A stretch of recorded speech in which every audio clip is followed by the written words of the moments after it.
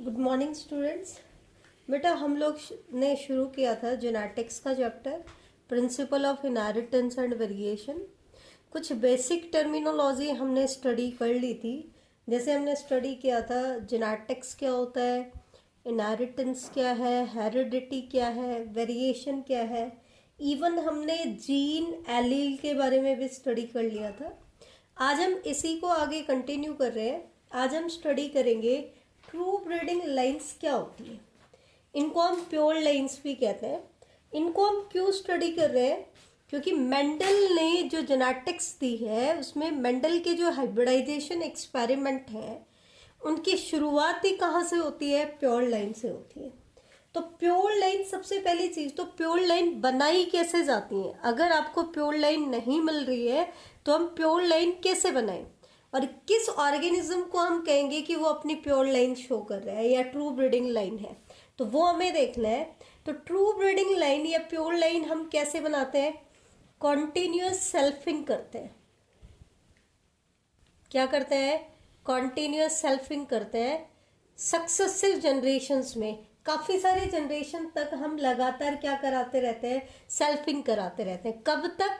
जब तक कि वो ट्रेट स्टेबल इनहेरिटेंस शो ना करे, जब तक कि हमें क्या ना दिखाई दे, स्टेबल ट्रेट इनहेरिटेंस हमें ऑब्जर्व ना हो, तब तक हम क्या करते हैं? कॉन्टिन्यूस सेल्फिंग कराते हैं। और जब वो ट्रेट स्टेबली इनहेरिट होना शुरू हो जाता है सक्सेसिव जनरेशंस में, तब हम उसको बोलेंगे प्योर लाइन या ट्रू ब्रीडिंग लाइन। जैसे कि मान लो एक्चुअल में क्या होता है, प्योर लाइन हम किसे कह रहे हैं? जो अपने ट्रेट के लिए प्योर है, दैट मीन्स वो होमोजाइगस है। जैसे अगर हम बात करें प्लांट हाइट की, तो अगर आपको एक पेयर ऑफ एलील दिखाना है तो हम प्लांट डोमिनेंट ट्रेट की अगर हम बात करें तो उसकी प्योर लाइन है कैपिटल टी कैपिटल टी। अब सेल्फिंग का मतलब है इसी प्लांट की सेम जीनोटाइप वाले प्लांट के साथ हमें क्या करानी है? मेटिंग करानी है। सेल्फिंग का मतलब इसी की प्रोजेनी की आपस में हमें मेटिंग करानी है। तो हमने कैपिटल टी की ब्रीडिंग करा दी किसके साथ? कैपिटल टी के साथ। तो हम क्या करते हैं बेटा, क्योंकि पेयर ऑफ एलील जब एक इंडिविजुअल के पास होता है तो आपको पता है ये इंडिविजुअल है डिप्लॉयड। अब ये गैमीट बनाएगा तो गैमीट कैसे बनेंगे? हैप्लॉइड बनेंगे। दैट मीन्स क्रोमोसोम नंबर क्या हो जाएगा? हाफ हो जाएगा। तो यहाँ पर एक पेयर ऑफ एलील था, तो जब ये गैमीट बनाता है तो हर गैमीट में ईच पेयर का सिर्फ एक ही एलील आता है। अब क्योंकि हमारे पास यहाँ पर एक ही पेयर है तो एक गैमीट में तो आपका ये वाला कैपिटल टी आ जाएगा और दूसरे में ये वाला कैपिटल टी आ जाएगा। इसी तरीके से ये भी अपने गैमीट बना लेगा। प्रोजेनी कैसे बनाते हैं? रैंडम फ्यूजन होता है। इसका ये गैमेट इसके साथ भी फ्यूज हो सकता है या इसके साथ भी हो सकता है। सिमिलरली इसका सेकंड गैमेट इसके साथ भी फ्यूज हो सकता है, इसके साथ भी। तो पॉसिबल कॉम्बिनेशन अगर हमें दिखाना हो तो हम कैसे दिखाते हैं?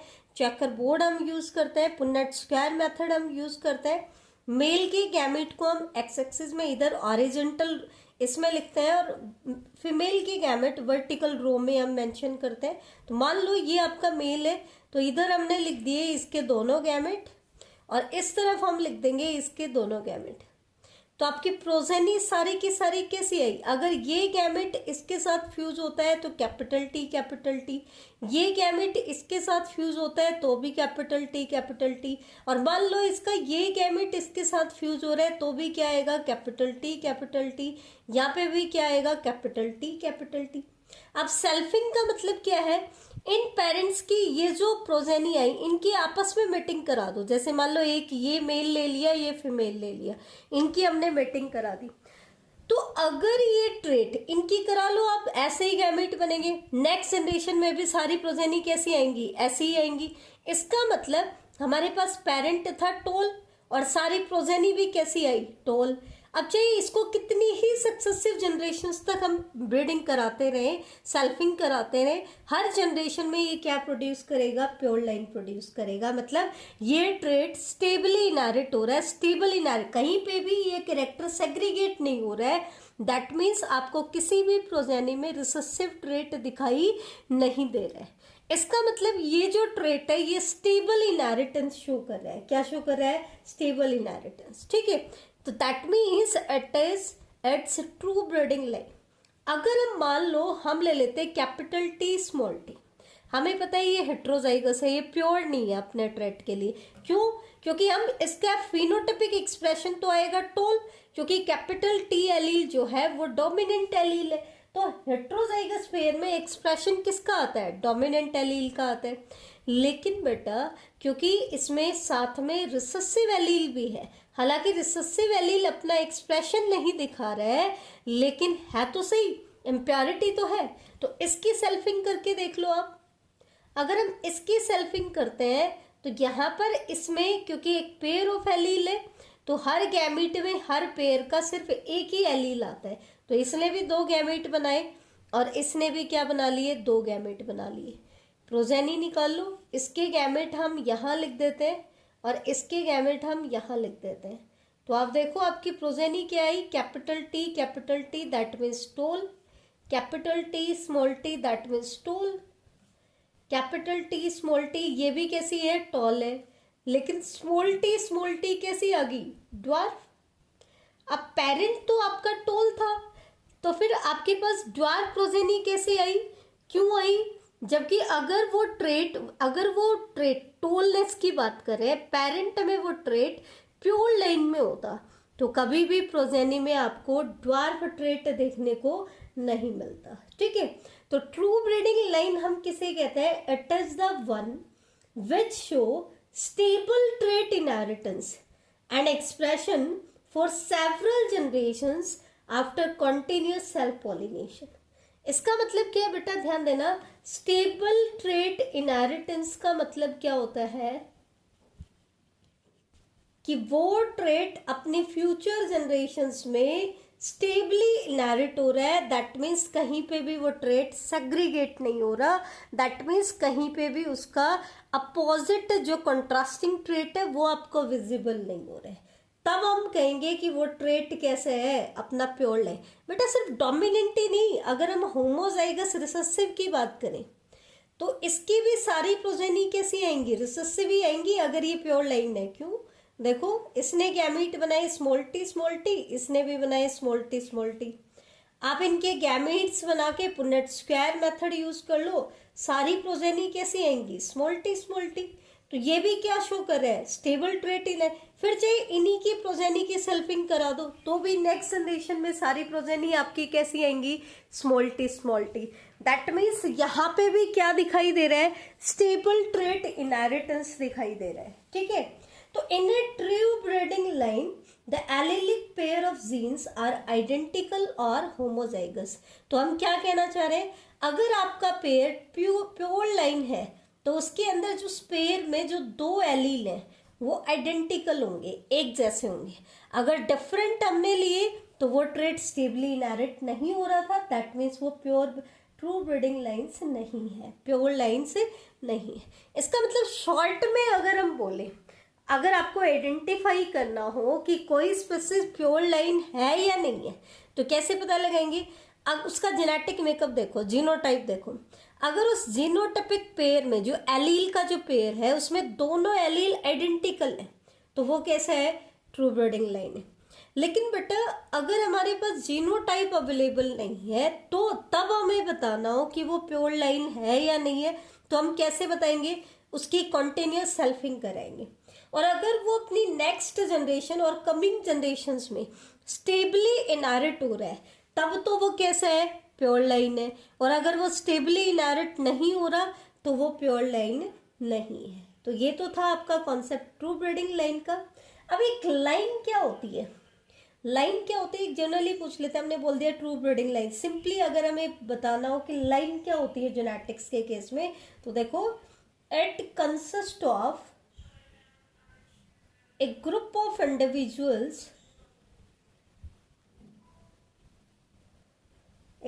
individuals related to descent,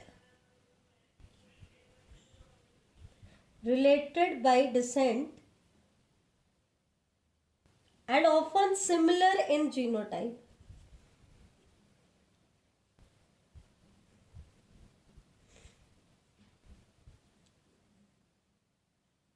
बेटा दो वर्ड होते हैं, एक तो वर्ड होता है एंसेस्ट्री, एंसेस्टर, और एक वर्ड होता है आपके डिसेंडेंट। तो डिसेंडेंट हम किसे कहते हैं, किसी पेरेंट की आगे वाली जो जनरेशन्स होती हैं, कमिंग जनरेशन्स, वो क्या कहलाती हैं, उसके डिसेंडेंट होती हैं। तो वो रिलेटेड कैसे होते हैं कि उनका कॉमन इंसेस्टर है, they are related by descent. और खास करके उनकी खास बात क्या है कि क्योंकि उनका इंसेस्टर सेम है तो इसलिए उनके जीनोटाइप भी क्या रहता है, सिमिलर रहता है। तो it consist of a group of individual which are related by descent and often similar in genotype. ठीक है, तो ये था आपका ट्रू ब्रीडिंग लाइन। अब एक दो इंपॉर्टेंट चीजें आती हैं जेनेटिक्स के केस में, आपके एनसीईआरटी ने भी दिया हुआ है और बहुत बार एग्जाम्स में भी आ जाता है। फिनोटाइप क्या होता है, जीनोटाइप क्या होता है, और बच्चे बड़ा कंफ्यूज भी होते हैं इसमें, ध्यान से सुनना। एक वर्ड आता है होमोजाइगस क्या होता है, हेट्रोजाइगस क्या होता है, या फिर इनमें डिफरेंस भी पूछ लेते हैं।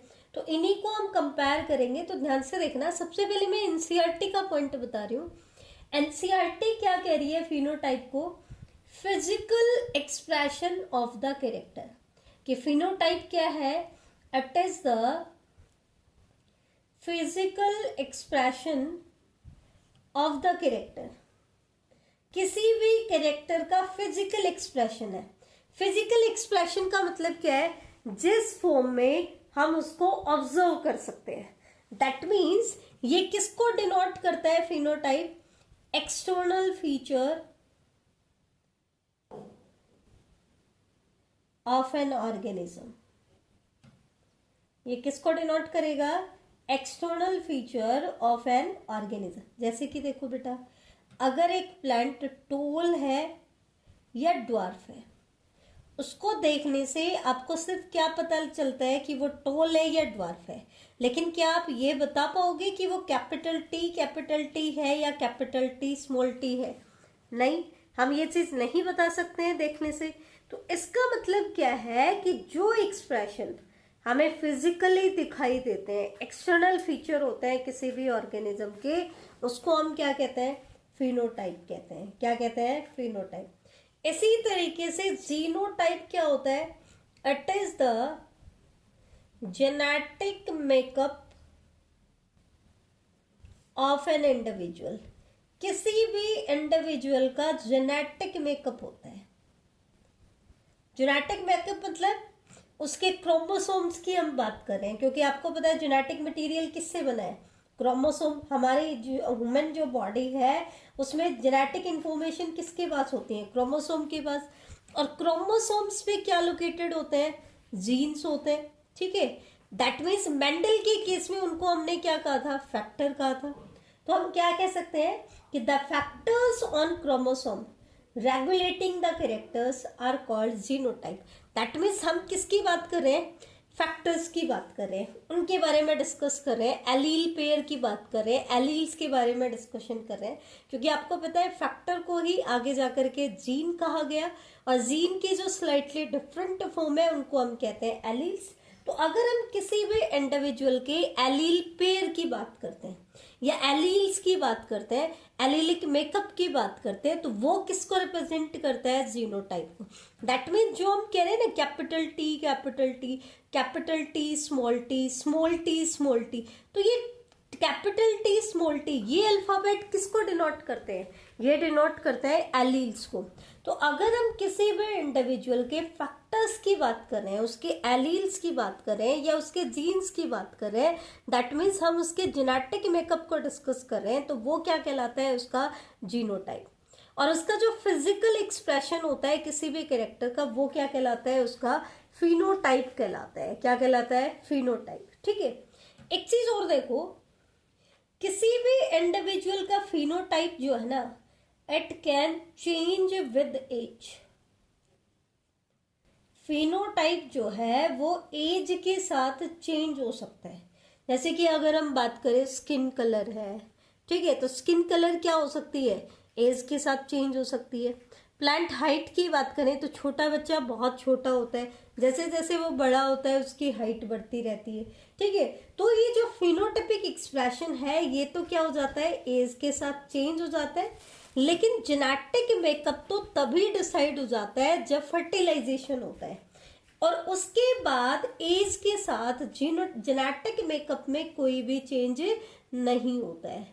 There is no change in genotype with age. Age के साथ जीनोटाइप में कोई भी चेंज नहीं होता है, ठीक है। नेक्स्ट पॉइंट क्या आता है, अब फिनोटाइप के किन किन चीजों से इन्फ्लुएंस होता है, आप कैसे बताओगे फिनोटाइप को डिटरमाइन कौन करता है? तो phenotype is determined by genotype and environment. That means genotype कैसे कि आपका जेनेटिक मेकअप क्या है। जैसे अगर हम कह रहे हैं जेनेटिक मेकअप है कैपिटल टी, तो क्या इस जीनोटाइप का इंडिविजुअल कभी भी ड्वार्फ हो सकता है? नहीं, वो कैसा होगा? टॉल ही होगा। कैपिटल टी स्मॉल टी वाला इंडिविजुअल कैसा होगा? टॉल होगा। स्मॉल टी वाला इंडिविजुअल कैसा होगा? ड्वार्फ होगा। तो ये जीनोटाइप इफेक्ट करता है, और कुछ हद तक इन्वायरमेंट भी इफेक्ट करता है। जैसे अगर हम स्किन कलर की बात करें तो जो निग्रोज होते हैं वहाँ का क्लाइमेट जो होता है वो उनके लिए सुटेबल नहीं होता कुछ हद तक। जैसे समर में हमारे कलर में कुछ चेंज आ जाता है, विंटर में कुछ अलग से चेंज आ जाता है, तो कुछ हद तक ये किससे इन्फ्लुएंस होता है? एनवायरमेंट से भी इन्फ्लुएंस होता है। जबकि जीनोटाइप पे इन दोनों ही चीज़ों का कोई इन्फ्लुएंस, दोनों चीज़ों का मतलब किस किस का, अगर हम बात करें फिनोटाइप की और एनवायरमेंट की, तो उसका जीनोटाइप के ऊपर कोई भी इफेक्ट नहीं है, बल्कि क्या होता है जीनोटाइप डिसाइड करता है कि इंडिविजुअल का फिनोटाइप क्या होगा, ठीक है। अगला पॉइंट आता है कि मान लो हम दो इंडिविजुअल ले रहे हैं, ठीक है, जिनका फिनोटाइप डिफरेंट है। जैसे मैं बोल दूं एक टॉल है और एक ड्वार्फ है, दो अलग अलग फिनोटाइप के इंडिविजुअल है, ठीक है, तो उनका जीनोटाइप कैसा होगा? अब आपको पता है टॉल इंडिविजुअल या तो कैपिटल टी हो सकता है या कैपिटल टी स्मॉल टी हो सकता है, लेकिन ड्वार्फ हमेशा कैसा होगा? Small T. इसका मतलब दो इंडिविजुअल का अगर फिनोटाइप डिफरेंट है तो उनका जीनोटाइप हमेशा क्या होगा? डिफरेंट होगा। लेकिन मैं कहूं कि दो इंडिविजुअल है जिनका जीनोटाइप डिफरेंट है, जीनोटाइप क्या है? डिफरेंट, तो क्या? तो ध्यान से एग्जांपल देखना। अगर मैं कह रही हूं एक इंडिविजुअल है कैपिटल टी और दूसरा इंडिविजुअल है स्मॉल टी, तो कैपिटल टी तो टॉल है और स्मॉल टी क्या है? ड्वार्फ है। तो इस केस में तो दो इंडिविजुअल का अगर जीनोटाइप डिफरेंट है तो उनका फिनोटाइप भी क्या आया? डिफरेंट है। लेकिन अगर मैं लिखूं कैपिटल टी और कैपिटल टी स्मॉल टी, तो जीनोटाइप तो अभी भी डिफरेंट है, लेकिन दोनों का फिनोटाइप क्या होगा? सेम होगा। ये भी टॉल होगा और ये भी क्या होगा? टॉल होगा, ठीक है। तो इसका मतलब क्या है? दो इंडिविजुअल का अगर जीनोटाइप डिफरेंट होता है तो उनका फिनोटाइप में भी सेम और में भी डिफरेंट। तो ये तो हमने बात की किसके बारे में कि दो इंडिविजुअल का इसके केस में फिनोटाइप डिफरेंट हो और इसके केस में जीनोटाइप डिफरेंट हो। अब एक चीज ध्यान से देखना, किसी भी इंडिविजुअल का अगर हमें फिनोटाइप पता लगाना हो तो हम डायरेक्ट ऑब्जर्वेशन से पता लगा सकते हैं। किससे पता लगा सकते हैं? डायरेक्टली ऑब्जर्व कर सकते हैं। जैसे प्लांट टॉल है या ड्वार्फ है, फ्लावर कलर्ड है या कलरलेस है, ये इजीली हमें डायरेक्ट ऑब्जर्वेशन से पता चल जाता है, ठीक है। लेकिन हम कभी भी जीनोटाइप को डायरेक्टली ऑब्जर्व नहीं कर सकते। It is not observed directly.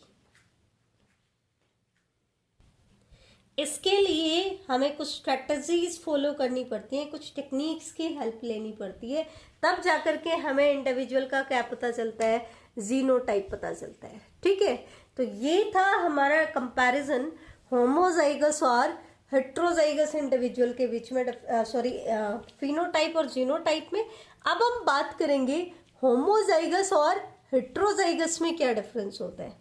तो देखो बेटा, होमो का मतलब क्या होता है? सेम। जाइगस मतलब जो हमने पेयर ऑफ एलील की बात की है, अगर उस पेयर ऑफ एलील में दोनों एलील एक जैसे हैं दैट मीन्स आपके पास एक पेयर ऑफ एलील है और उस पेयर ऑफ एलील में आपके आइडेंटिकल एलील है।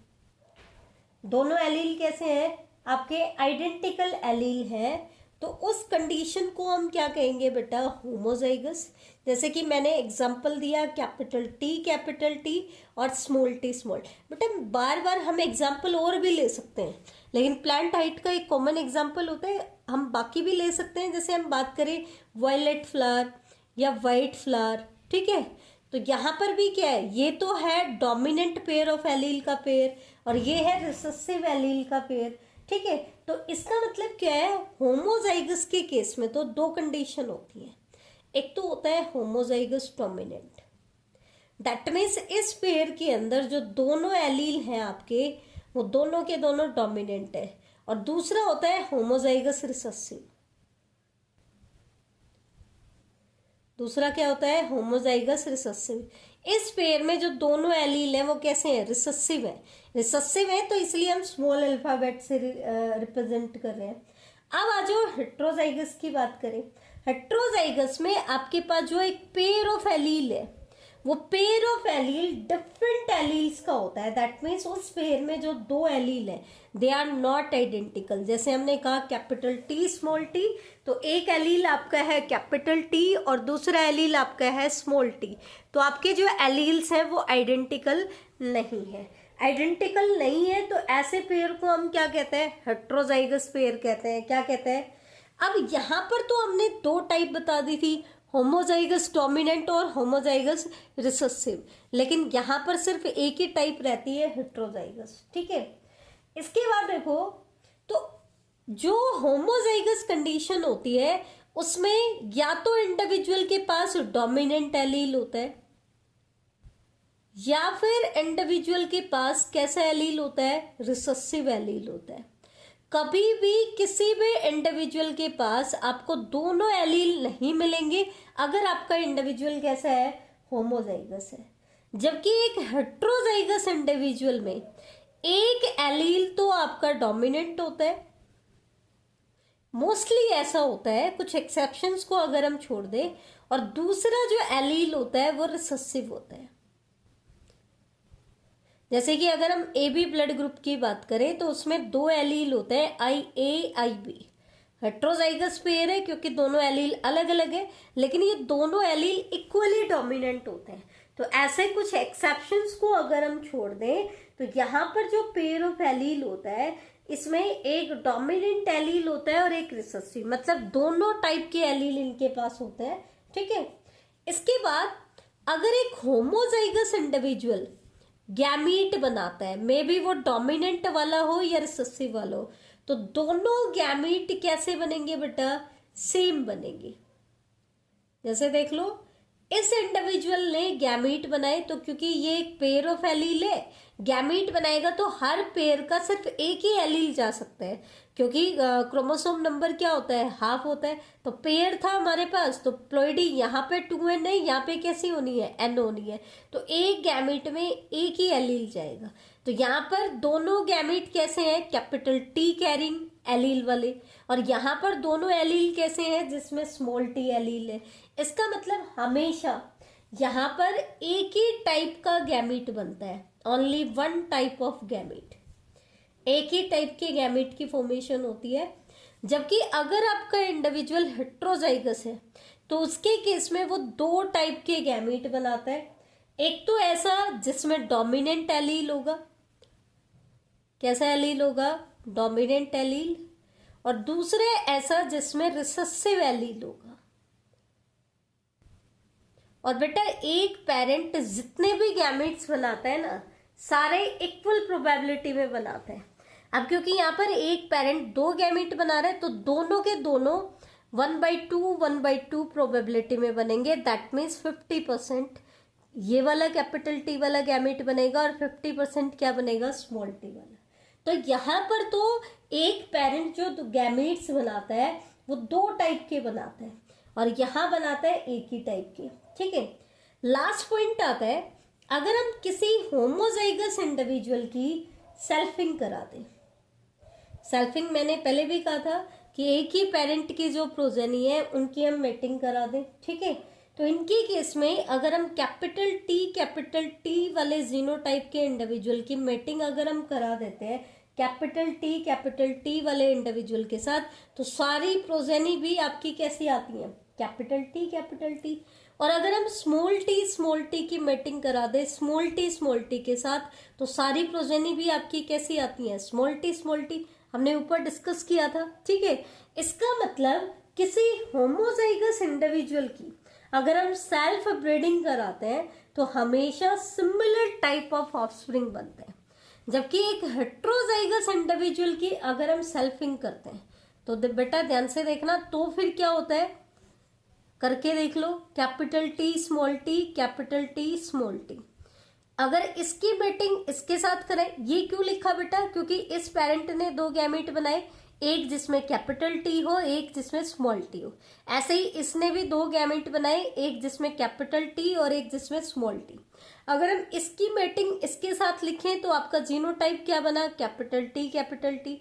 अगर इसकी मेटिंग इसके साथ लिखें तो क्या आएगा, capital T small T. Similarly इसको इसके साथ मेट कराएं तो क्या बनेगा, कैपिटल टी स्मॉल टी, और इसको इसके साथ कराएं तो क्या बनेगा, स्मॉल टी। बेटा एक चीज ध्यान रखना, चेकर बोर्ड में जो जीनोटाइप दिखाए जाते हैं they are the possible combinations, note the number of progeny. ये कभी भी प्रोजेनी का नंबर नहीं होता है, ये सिर्फ पॉसिबल कॉम्बिनेशंस दिखा सकता है कि कितनी कॉम्बिनेशंस होंगी। मान लो इस प्लांट का एक ही प्रोजेनी है तो फिर, या फिर तो चार पॉसिबिलिटी है तो वो चार में से कोई एक होगा, और अगर दो इंडिविजुअल है तो इन चार में से कोई दो, तीन है तो चार में से कोई तीन, चार है तो चारों के चारों, पांच है तो एक एक तो सारे, और कोई एक इनमें से दो बार आ रहा है, ठीक है। तो ऐसे इनकी ये सिर्फ पॉसिबल कॉम्बिनेशंस होता है। तो आप क्या देखोगे बेटा, अगर हम कैपिटल टी इंडिविजुअल का फिनोटाइप बताएं तो क्योंकि आपका कैपिटल टी एलील है टॉलनेस के लिए और ये डोमिनेंट ट्रेट है, तो एक्सप्रेशन किसका, होमोजाइगस में तो वैसे भी एक्सप्रेशन किसका आता है, जो भी आपके एलील है उसका आएगा। हेट्रोजाइगस की अगर हम बात करें तो होमोजाइगस डोमिनेंट तो था हमारे पास एक प्रोजेनी, हेट्रोजाइगस है हमारे पास दो, और हेट्रोजाइगस में एक्सप्रेशन हमेशा किसका आता है, डोमिनेंट का। ये हम पहले ही कह चुके हैं, क्योंकि डोमिनेंट एलील अपने आप को होमोजाइगस और हेट्रोजाइगस दोनों कंडीशंस में एक्सप्रेस करता है। तो यहाँ पर भी एक्सप्रेशन आपका क्या आएगा, टॉल। और स्मॉल टी में भी आपका एक्सप्रेशन क्या आएगा, ड्वार्फ। स्मॉल टी कितने हैं हमारे पास, एक। तो इसका मतलब क्या है, आपके पास टोल कितने आए, 3, और ड्वार्फ कितना है, 1।